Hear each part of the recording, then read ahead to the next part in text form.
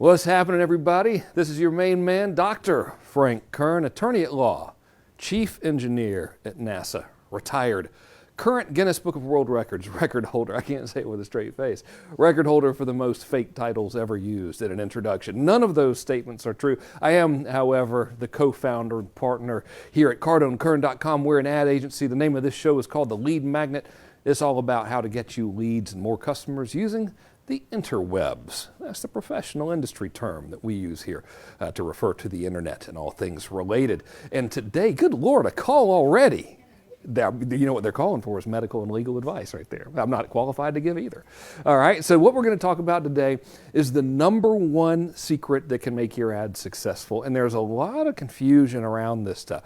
Chances are, if you're watching this, you've seen plenty of presentations about how to sell things on the internet, what it takes to be successful on the internet, and all of that kind of stuff. So I'm going to share with you probably the number one factor that will determine anyone's success, either when online advertising, offline advertising, standing on the side of the road with a sign advertising, doesn't matter. There's one thing.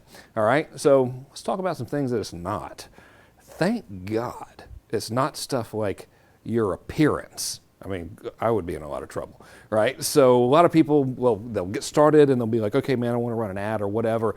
And they'll spend the majority of their time and energy and budget like making a logo or something. They're trying to come up with a slogan or try to come up with some way to look cool. Or they'll consider like, all right, I'm going to start advertising on social media and I'm going to use video because videos really work. And therefore, got to look perfect. Got to look TV quality. And you know, none of that stuff actually makes a difference. I mean, it probably, if you deliberately looked terrible, you know, it would probably have a worsening effect on your overall campaign. But generally speaking, not as important as the one big secret, right? And then there's a ton of stuff out there that'll lead you down this rabbit hole of you gotta be a wordsmith. You have to be a master of persuasion. You have to learn how to write the greatest copy ever. Copy is a fancy advertising term for like the words and stuff that you use in the ads, you know, like long form sales letters and all of that. And that stuff's really important. However, it's not the one big thing. There's two things about copy. Number one, it is not the single most important thing. Number two, dude, I'm here to tell you, I don't care what webinar you watch, who says it, being able to do that well, really hard. Probably 100 people on the planet who can actually like really create copy that's really good. So the chances of folks like us being the world class at it, kind of hard. You know, it's going to take a long time to do it. So it's not your logo, it's not how you look, thankfully. It's not your credentials in many cases, right? Even if you make up stuff like I did, Dr. Frank Kern, attorney at law, chief engineer at NASA. I don't think that did me any good. I don't think anybody believed it anyway, right? So what is it? Well, I'll tell you, and I'll tell it through a story, all right? By the way, if you need any help, I forgot the number. I think, hang on, there's a time for testing Frank's knowledge. If you need any help with your marketing, have any questions, whatever, if I can help you in any way, call 1-305, totally blanking, 865-8668. See, they switched up the number on us for the last couple of weeks. Now it threw me off. I had it memorized. 305-865-8668. If you have any questions, you need any help, or if you would just like to call and tell everybody how much you prefer me over Grant, that would be fine. And I think we all kind of know that to be the case. All right, so what's this one big thing? I'll tell you a secret. There's a really brilliant advertising man who's no longer with us, unfortunately. His name was Gary Halbert. He taught me, many others, the art and science of putting words on paper that could make people buy stuff. And he's teaching this seminar one time, and he's asking the crowd, he says, okay, let's have this little game here. Let's play a little game. And I'm kind of paraphrasing, you know, because I wasn't there. I was like 12 at the time. So he's like, let's play this little game. Let's pretend me and you are opening up restaurants, and we want to each have a super successful restaurant, right? And he's going into the crowd, and he's like, okay, what would you think is the most important thing to have? And one person says, location. He's like, all right, cool, location. And then the next person said, well, the best food in town. He's like, all right, cool, the best food in town. And another person is like, well, I'd want to have like the most competitive prices. And he's like, all right, cool, the most competitive prices. And he's like, okay, so this is everything like you guys want, and now I get what I want, right? And they're like, yeah, sure, okay. You know, what is it that you want? He goes, well, you guys already lost, because he said the number one thing he would want would be a starving crowd. And that leads me to the point. The most important thing that's going to set your advertising apart, not how you look, it's not the letters or whatever after your name, it's not your credentials, even though, of course, being good at your job helps. It's not your professional demeanor like I exhibit on this show. It is who you're showing the ads to, also known as the audience. All right, so who you're showing the ads to matters more than anything. Let's imagine this, okay? Let's imagine that you and I open up a water stand, all right? We're going to sell water. And we're going to sell moderately purified, wildly overpriced water, okay? And so we got a couple of choices. Choice number one is we could be in Whole Foods trying to sell that, you know? So, and then we have to be like 100% transparent in our advertising. We can't make up stuff. So we're like standing there in Whole Foods. Excuse me, ma'am, would you like to sample some of this moderately purified, woefully overpriced water? And probably not many people would want to do it. Now imagine we're in the same situation, but we're at the finish line of a marathon that has occurred in the desert. This could be our sales pitch. We could say, which one of you idiots who just ran this marathon in the desert, I don't know what you people were thinking, but which one of you knuckleheads wants some moderately purified, horribly overpriced water? And they would probably all be like, dude, I'll take some, you know, and I'll take it at whatever price you want. So I think we illustrate the point, okay? So the question becomes really, how do you find your starving crowd, right? Now, first of all, time for a blatant pitch. If you want us to help you find them, or you want Cardone Kern to do your ads for you, just go to cardonekern.com. Real simple there. To do that, we'll handle the whole thing for you. But if you want me to show you how to do it, here's how, okay? And specifically, here's how to do it within the context of the intranet, all right? So, thing number one, as we talk about all the time, if we take your entire universe of potential customers, we basically have like these three categories of people, all right? We have today buyers, we have future buyers, and then we have AGB. And this is a very technical term, AGB. I learned it at NASA when I was the chief engineer there. And this stands for ain't gonna buy, okay? So some people just ain't gonna buy nothing. They ain't gonna buy nothing. What are you gonna do, right? TB means today buyers. Notice that's the smallest little bit. And FB means future buyers. These are people who are thinking about it, you know? So let's talk about how to find your starving crowd, your perfect people within both of these groups. Ain't gonna buy nothing. We don't want to mess with those guys, right? So, by the way, interestingly enough, most ads that people do, most of the ads that people see, they're shown to this group of people. If you're advertising on radio, if you're advertising on TV, if you're advertising in the newspaper, if you're advertising online and your agency's not doing it right or you don't actually know how to do it, most of the people who see your stuff are in the ain't never gonna buy nothing category. And again, that is a very technical term, so I understand if it sounds a little techy. So let's talk about these guys, all right? Let's start with today buyers. Now here's the lowest hanging fruit for today buyers. This is also the most expensive, and that is search, right? So if I go to the intranet and I type in emergency root canal, which I've had to do, which was not a fun experience, chances are pretty good I'm in the market for an emergency root canal, right? There's not like a lot of creativity we got to have there. I mean, you could be like, the ad copy could very well say, you should have known better, but we're open, call us. And I would call them because, you're in a lot of pain. So the good news about this is like, hey man, these are the today people in a lot of cases. The bad news is the only other people who are competing with you is everybody. All right, so this is like every single person. This is the entry point, right? So when you see all those pitches for, hey, we can get your business on the internet, they're talking about getting you in front of these people. Super competitive. Really, really hard to get in front of those people. Really, really expensive if you're like buying AdWords or whatever. But still, hey, in full transparency, that's how you find them. Now, there's another way to get them, okay? And this is a little cooler, and not very many people know how to do this, all right? So imagine now that what kind of business? Pick a business, any business. What kind of business are we going to have? What's our, make it hard, okay? An easy one. Oh, what? A dentist. Okay, great. So let's say we've opened up, Crazy Eddie's House of Dentistry. It's always Crazy Eddie around here, all right? And we want to get today buyers. Well, you know, the best types of customers to get are customers who are already buying your types of stuff. Okay, so we could literally do something, I call this Geo Hunting, where, in fact, I'll draw a new thing, where basically what you do, and you do this through like a special ad interface, only an agency can do this for you, by the way, is you pull up like Google Maps. It's not actually Google Maps, but it looks like it, and you find the plot of land, and let's say this is the dentist's office, all right?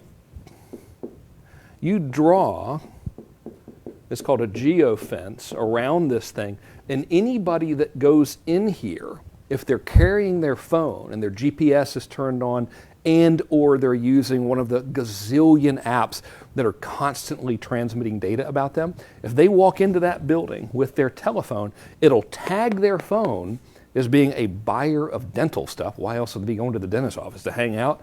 I mean, it is a pretty good time. You know, let's be honest, it's me and you talking. Who doesn't like to hang out at the dentist, have a couple cold beers, watch some fishing shows on TV? But, you know, other people, they go there and they get their teeth worked on. So it's going to tag their phone, and we can show them ads no matter where they go. So it's not only showing them ads when they're in the dentist's office. You can show them ads like for your dental clinic, wherever it may be. So that's called Geo Hunting. And that's a really, really, really big deal. Because here's the rule I learned from a guy named Dan Kennedy. Buyers are buyers are buyers. So when someone's buying stuff, typically they're buying that kind of stuff all over town. Like fishing, for example. You know someone who's into fishing. Dude buys a fishing pole. My man ain't just buying a fishing pole. He's like buying a fishing pole and now 7 million different lures and now like different types of fishing line. Well, this one here's got a different kind of shade of blue on it, and maybe the trout can't see it if I use this one. And the different like fish egg things and, you know, you name it, right? They're buying everything. So the easiest and lowest hanging fruit in many cases is going to be your competition's customers. And now using that geo hunting methodology, you can just draw this invisible line around your competition's business, and anybody that enters it, bing, you tag their phone. Now they're seeing your ads on their phone all the time. They're like, oh, this is so weird. How do people know that I'm into dental stuff? Of all the businesses we could have picked, it's going to be a dentist. You know, that's the funnest one. So that's another way to find your ideal perfect audience, right? So whenever you're dealing with people who are like in the moment and like really ready to buy, you don't really have to be that great in terms of being that good of an ad copywriter and doing all that other stuff that the people are trying to tell you you have to do. Does it help? Yeah. But is it 100% necessary? Not so much. Again, imagine us in the desert, you know. We're at the last lap of the marathon. Which one of you knuckleheads wants some lukewarm, relatively clean, horribly overpriced water? We have all you want right here. We're probably going to sell out of water because of where we are, right? Okay, so now as we move on from like today buyers, you know, so this is today buyers here, and this is future buyers here. All right, and this is like a line, you know. Well, obviously it's a line, you can tell it's one. All right, so like this is like search. These are like being number one in Google or in AdWords or whatever, and under that we have geo hunting. We can even call that poaching if you want to. And now as we get kind of farther from immediately ready to buy and closer to this future buying thing, we have something now called search retargeting. Man, that's really getting harder and harder to write with this thing. It's getting funky. Just imagine that's easy to read and that says search retargeting right there. Now here's what search retargeting is, all right? This is so freaky, okay? So if you've got a phone, or if anyone's got a phone, and they've got GPS on, and they have one of the 8 gazillion free apps that you can download. Can't say which ones, but you know, some of them allow you to send messages to people over long distance, that it's not your phone. Now, I'm not winking to imply anything, I'm just have a tick, okay? So if they have any of those things, which means most people, it's broadcasting everything you're doing on your phone. Same with your customers, whatever. It's like, here's what this person's doing and all that kind of stuff. And then that data is sold to ad networks and then they can advertise. So that's how all this whole stuff works. So search retargeting means this. Someone goes and they type in like emergency root canal. And then they see the copy, which says, you should have known better, but you know, will give you a root canal for a premium because you're desperate. And some people are going to go right to that website, whatever the first one they see, and they're going to buy. But you know who doesn't immediately buy? Most people. All right? Doesn't matter what the sales process is. In general, as a general term, most people who hit a website, most people who like go into a business the very first time, they don't all buy because we're not all impulse buyers, right? So what search retargeting means is it doesn't matter if they see your website or not. If they go and they search for, in this case, emergency root canal or divorce lawyer or whatever it may be, the system will know and it'll start showing them your ads everywhere. All right, so they'll see banners for you, they'll see videos of you, they'll see really whatever you want them to see. But that's what search retargeting means. So these are the guys who are pretty interested. They were interested enough to do a search. They didn't pull the trigger or anything yet, but they're pretty dang close, right? Like most of us, a lot of times, will start by searching for stuff, you know, and we're maybe a week out of making a buying decision, depending on the size of the transaction, of whatever it takes that we're going to buy, okay? So the next way to find people, well, that was weird. There we go. The next way that's getting us a little farther away from the today buyers is something called contextual retargeting. I'm just going to type RET there for the sake of time, right? So what contextual retargeting means is this. The system, the advertising universe, for lack of a better word, can tell you, based on what somebody's looking at on the internet, whether they're somewhere on this timeline. So a classic example of this would be car dealers, right? So like most of us, before we buy a car, unless you like are really make terrible financial decisions like me, it was like, ooh, a red one, give me that. Like most people will go and they'll start like reading the car reviews and doing stuff like that. That falls under this category right here. You can actually retarget people and show them your stuff based on the types of things they're reading or watching online, even if it's not your website, which is crazy. And that's called contextual retargeting. So we kind of have to like sort of draw some conclusions here based on logic and a little bit of assumptions, which is, well, if a dude's like visited 5 websites about Toyota Land Cruiser reviews over the past 4 weeks, he's probably getting pretty dang close to being ready to buy a Toyota Land Cruiser. Maybe we should start showing them ads. They're like, hey, come on down to Crazy Eddie's House of Land Cruisers. They still make Land Cruisers? Let's say they do. The old ones were cool, weren't they? So, you know, come on down to Crazy Eddie's House of Land Cruisers. Boss man's out of town. We gone crazy. 2 for the price of 1. Whatever you want to say. You always have to talk like that when you're running car ads, you know, especially if you're in the South. So we know, like, logically, based on the context of what this dude's doing, my man's probably ready to get himself a Land Cruiser, right? And that doesn't mean every single person's going to be ready to, but it's way better than like just shotgunning ads out there going, well, I hope somebody buys. I don't know. Let's just show it to everybody in the world and see. You're kind of starting with a head start when you do this kind of stuff, right? And so our final one, I'll just have to move this down, okay? The final one that's like really going for people who are a little bit farther out, and I call this social prospecting. So I'll just do SP. In fact, you know, there's some steps in this. So I'll kind of share with you the steps. All right. So social prospecting means this. You put out a lot of content on social media, specifically because it's the easiest platform to do this particular technique on. You put out a lot of content on social media that's probably going to be very specific or very interesting to a specific group of people, such as someone who's ready to buy a Toyota Land Cruiser, for example, let's say, in the next 4 weeks or so. And the strategy we use for it is something called intent-based branding. We really, really do a lot of this at the agency. So again, if any of this stuff you're seeing, you want us just to handle this for you, just go to CardoneKern.com and set up a call, and we'll tell you what we can do for you. And if you like it, then we can work together. All right, so here's the strategery behind it all. Strategery is the proper word here.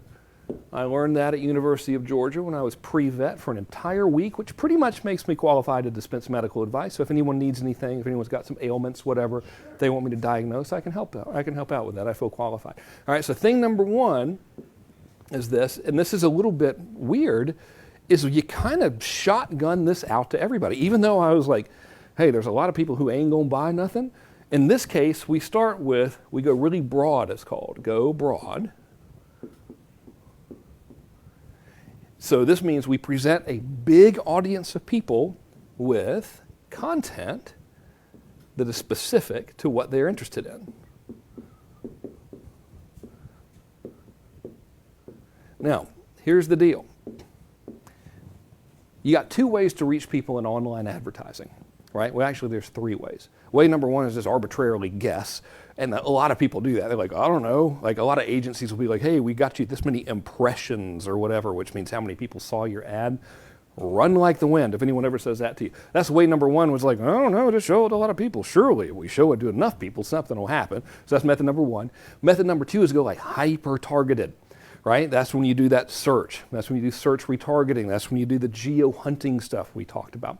And method number three is we do intent-based branding. And this is based on behavior of what somebody does. So the reason we're going broad to a lot of people at first, but showing them very specific content, usually in the form of video, is because this is cheap to do. All right?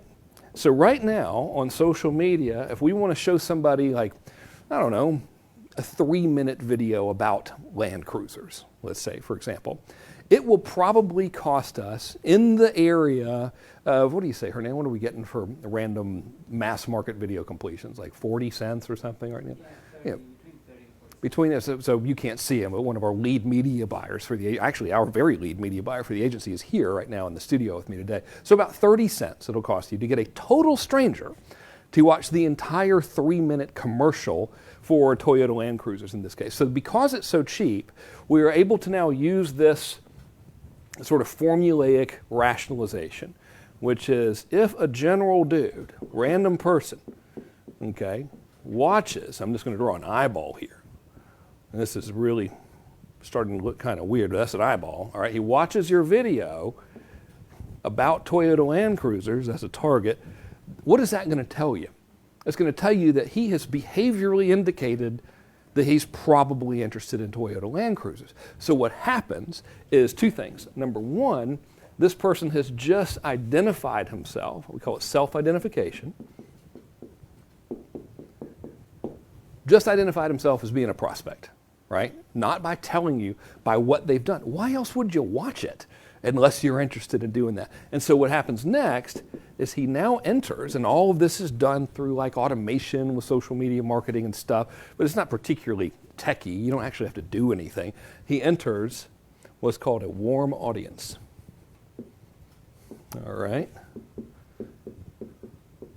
And that warm audience is somebody who has behaviorally indicated that they're considering at least the subject matter, right? So now when someone is in your warm audience, we know, okay, this person's at least interested in Toyota Land Cruisers, and now we can start investing more in maintaining their attention. So when we go out to like just broad to everybody, you're really spending the least amount of money in terms of a per engagement basis. So financially it makes sense. Only like now, because we're really lucky with advertising prices. So once they engage and they watch a little bit, boom, then we can start showing them more ads. So here's how it works, all right?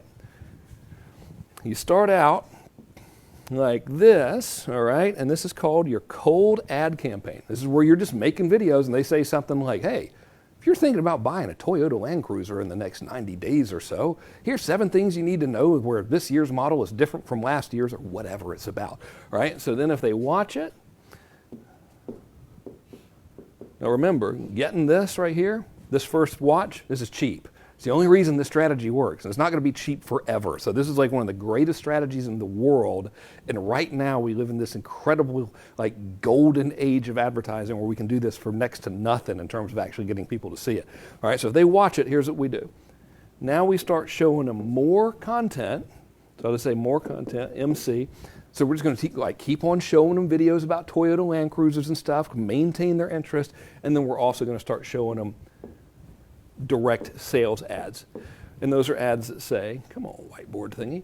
Those are ads that say, hey, if you want to come test drive a Toyota Land Cruiser, come on down to Crazy Eddie's House of Land Cruisers. We're giving away hot dogs and balloons for the kids. Come on down this Saturday and blah, blah, blah. You know, the typical thing, right? So this is essentially how using social media as a prospecting tool works. Now, when we're doing this, you're not actually doing anything. You just create this content, you put it up as ads, and all of this kind of stuff happens automatically. But what it does is it kind of farms for you, right? It starts planting those seeds of goodwill, and you're educating the market about Toyota Land Cruisers or whatever it may be. They're not going to be watching it unless they're in the market for a Toyota Land Cruiser, unless they just happen to have this irrational love for watching people talk about Land Cruisers or something, which you never know, right? And then you can start showing those people your ads. So regardless of which way you do it, the most important thing is who you're showing the dang ad to. So whether it is search, right? Oh, we done blowed it up, y'all. Oh, there it goes.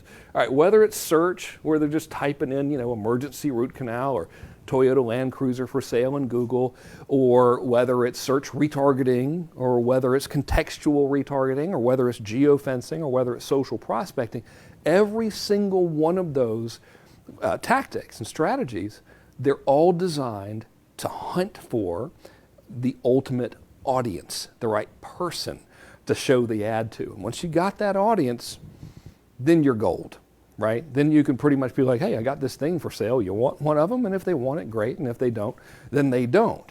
But all that's 1,000 times easier than trying to become the greatest copywriter ever, or spending untold fortunes on redesigning your website for the 50th time, or getting a logo done and comparing that one to the last one and knowing that, like, really no one cares. You know what I mean? It's who you're showing it to that's going to make all the difference. Now, you've given me we have a caller. Well, now you've done it, caller. All right. You've got Quinn in the Netherlands. In the Netherlands, ladies and gentlemen. All right, where they make those good waffles. What's up, Quinn? Hi, man. How are you doing? All right. What's happening? That's awesome. I want to ask you about your personal branding. How would you build your personal brand through advertising and social media? For what was the first thing you said before social media? How do you build your personal brand for something social media? Yes, sir. Just as an entrepreneur. Yeah. So what are you selling? I'm selling. The same as you're selling. Social media services, branding, your personal brand. Okay. But how would you scale that? Yeah. There's a formula. All right. The first thing we got to figure out is, who do you want? Right? Because the who you want is going to determine what you say in the ad. Right? Like if I want as my client a bunch of bikers or something, then I'm not going to talk about the softer side of selling and how to get in touch with one's feelings. I'm going to talk about how to kick the living crap out of your marketplace and take over. So who you want really determines what you're going to say. That's thing number one. Thing number two is, what do they want? All right. So this is huge, because what they want determines the content that you're going to create. Like if I was on this show right now and I was like, hey guys, today we're going to talk about how to make, fried catfish the way my grandmother used to make it in Roberta, Georgia.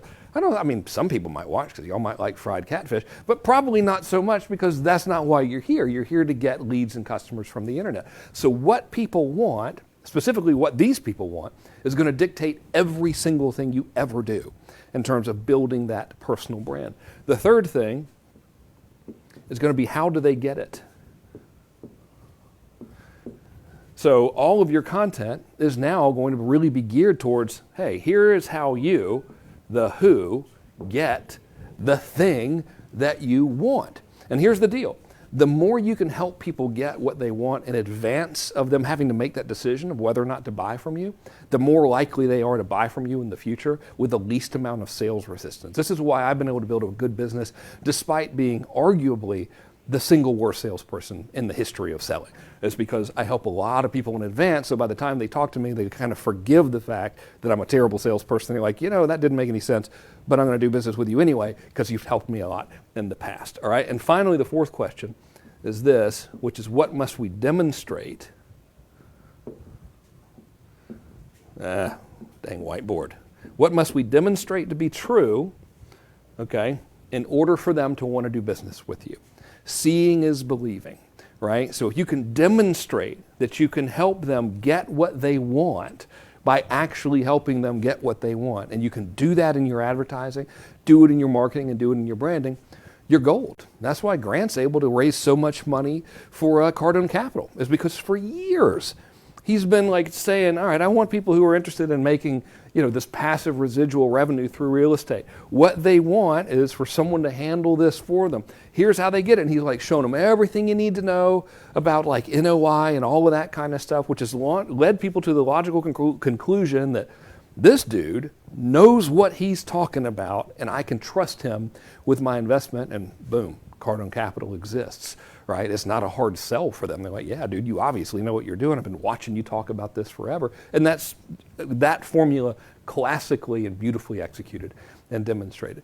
Did we have a Narden? Look at there. Okay, then. Thank you so much for calling, my good man. Enjoy those waffles over there. You've got Chad in Houston. All right, Chad. Now you said it Chad. Hi, Chad. What's up, Chad? Hi, Ma. That's probably not how you say it. Is it Chad or Chad? It's Chad. Yeah, see? Chad. Natalie. Can't take her anywhere, What's happening, man? I'm doing all right. How are you? Real good, real good. What you want? Good. Well, we're actually a new client of you guys, but now you've done I did it. have a question. Okay. So, anyway, we have a very niche recruiting firm. So it's an oil and gas recruiting firm. We're based in Houston. And so we're really trying to grow our customer base this year. And, with that, we're doing a lot of marketing with you guys, broad marketing right now to try to target folks that are actually hiring. On the flip side of that, about 95% of the people that we work with, candidates, our recruits, are not necessarily marketable to our clients. Maybe they made multiple jumps and clients just are looking for a specific person. And so how do you help that 95% of the workforce? So I created a training program, and it's targeting them, and basically the training program is helping them find a job on their own as opposed to with a recruiter. And so my whole thing is, look, we've set up a tripwire as like a resume template, because a lot of the resumes that I see, I mean, you guys are probably doing a lot of hiring right now too. A lot of resumes you see, they're not formatted very well at all. The information's really good, but they're not formatted. And so what I've done is take all the resumes and put it into this form. And so we're getting a lot of leads into that lead magnet. And then we've set up, 3 or 4 content videos as, back end stuff for emails, but haven't had any buy yet. And so I don't know if the messaging's wrong. How, at what point do you actually sell the product to the person once they're in the door? Because they're probably looking if they've requested a resume template. So I'm just trying to find the balance between when we should sell them and when we should continue to give them content. Because we do a lot of tip videos, like career videos, things like that, and we've increased our follower base quite a bit. But now it's just time to, actually trying to monetize it. Well, now I've drew all this stuff and none of it's relevant to my answer, because I thought you were going to ask me how to get more people, recruits or employers. But let's tackle this one. Okay, so the mission. Not easy, but just there's a lot of people, looking or open to opportunities. Cool. All right, so the mission is to sell this resume template pack. Yeah? Mm-hmm. Okay. The mission is to give the resume template away and then sell the dream job program. That's what I call it. Okay. The DJP. All right. And what's the price point of the old DJP? $497 right now, and we're really playing with that. But all righty.